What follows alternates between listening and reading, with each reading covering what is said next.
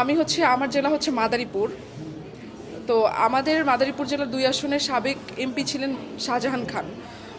উনি যখন ক্ষমতায় ছিলেন তখনও আমার বাবা একজন সাবেক ইউনিয়ন পরিষদ চেয়ারম্যান ছিলেন। উনি বিভিন্নভাবে ওনার দ্বারা নির্যাতিত হতো।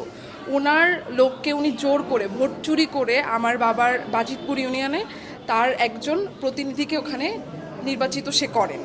তারপর থেকে আমার বাবার এগেনস্টে মিথ্যা মামলা, একটার পর একটা মামলা, আপনারা জানতে পারবেন সেটা মাদারীপুরে একটু খোঁজ নিলেই।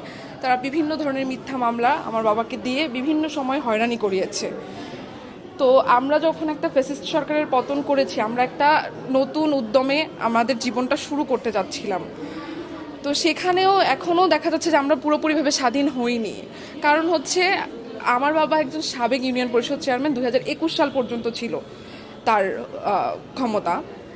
তো সে ওইভাবে আওয়ামী লীগ বা বিএনপি কোনো দলের সাথেই ডিরেক্টলি, যেটাকে বলে সরাসরি যুক্ত থাকা, সেভাবে ছিল না সে।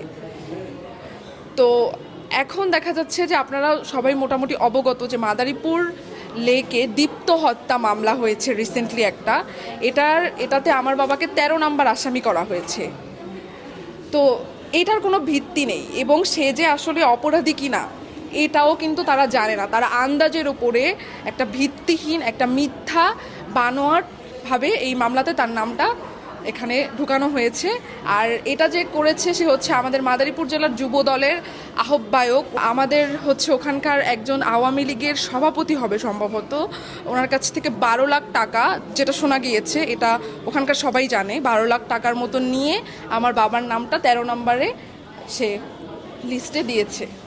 এখন এরকম মামলা বাণিজ্য যদি চলতে থাকে তাহলে তো আমরা সাধারণ যারা আছি আমরা তো তাহলে ঠিকমতো আমরা বাঁচতে পারবো না। তাহলে আমরা হয়রানি মুক্তও হতে পারতেছি না। তাহলে এই যে নিরপরাধ মানুষগুলোকে যে মামলায় নাম দিচ্ছে, তাহলে যারা আসল অপরাধী, আমরা কিন্তু জানি আসল অপরাধী কারা।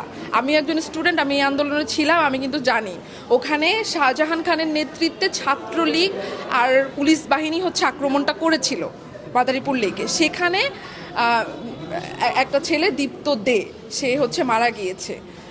তো তার সেই হত্যা মামলাতে আমার বাবাকে আসামি করা হয়েছে।